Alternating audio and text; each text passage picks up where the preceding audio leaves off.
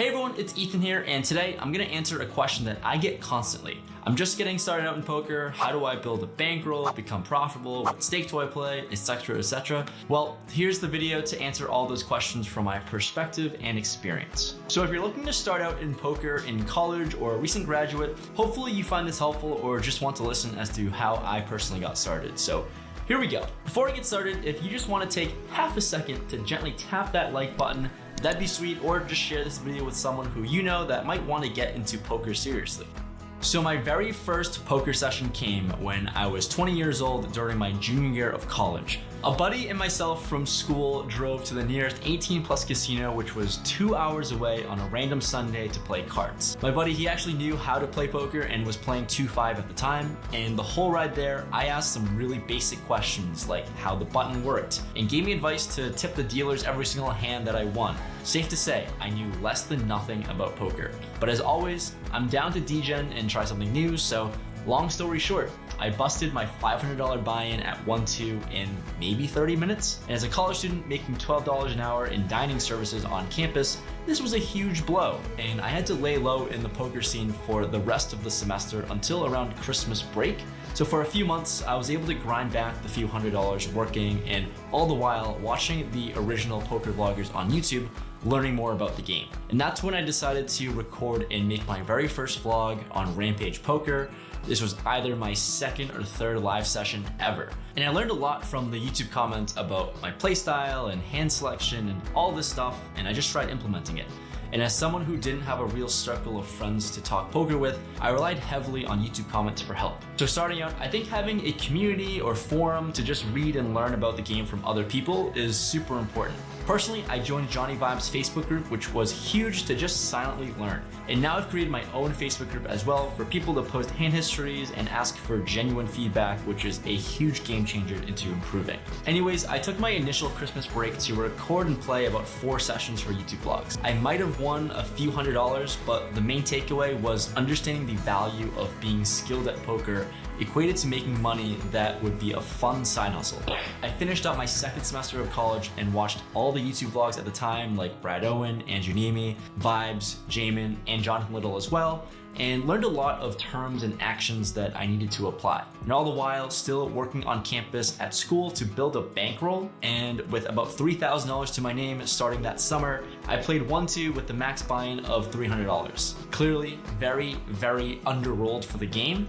And typically, my answer for a starting bankroll would be around 20 to 25 max buy-ins at a bare minimum, no matter what the stakes are. With this number, you're really able to withstand variance, and losses don't really hurt as much. But obviously, as a broke college student here, $3,000 is all I had, and I was working at the time, so whatever.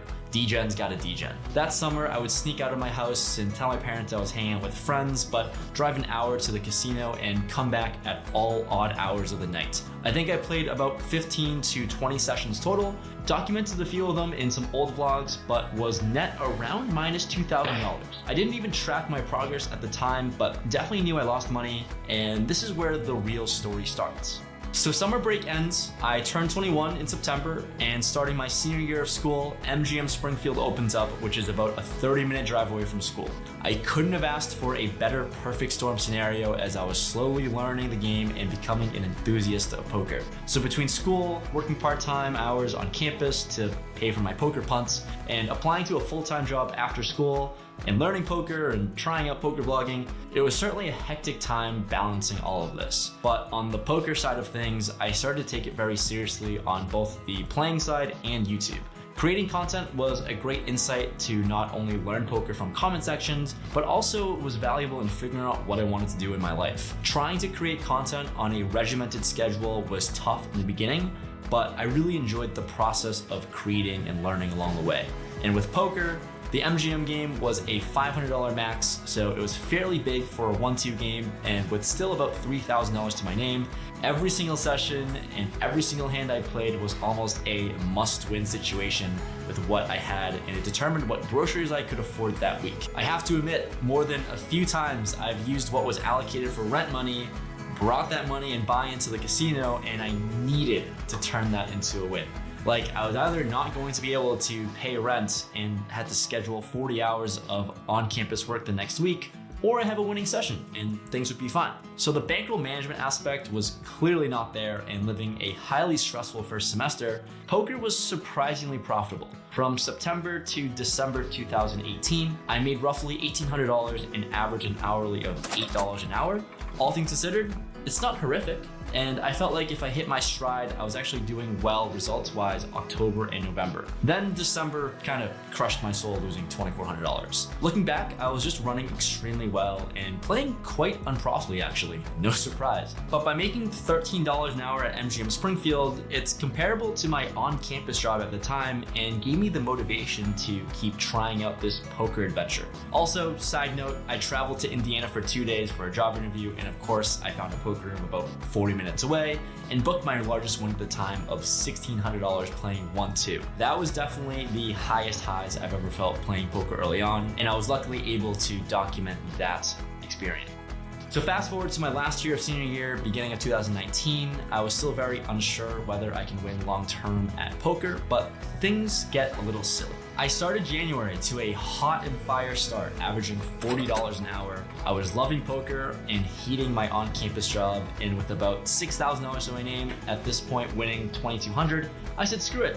Let's quit my job that was paying me $15 an hour that I loathed and focused on poker because the hourly was around $25 after January. And you can just see how drastically the hours jumped to almost 100 hours played in February. Didn't actually make much overall in the green, but I was having a blast making $10 an hour that month compared to slaving away 20 hours plus a week at the concession stands. I ended up keeping up the same hourly pace per month until graduation in May. And when people asked me what I studied in school, I always joked around and said I just studied poker and lived at MGM, given how often I went. But at the end of the day, I took a bet on myself and was super aggressive with this. And at the same time, my parents still didn't really know I played poker until around the summertime. So overall, I can't say my path to becoming a professional poker player is one I'd recommend. Playing with money that I couldn't afford to lose with was just ridiculous, and the amount of times I'd drive back and scream at myself for losing a big pot or a big losing session was extremely unhealthy and stressful.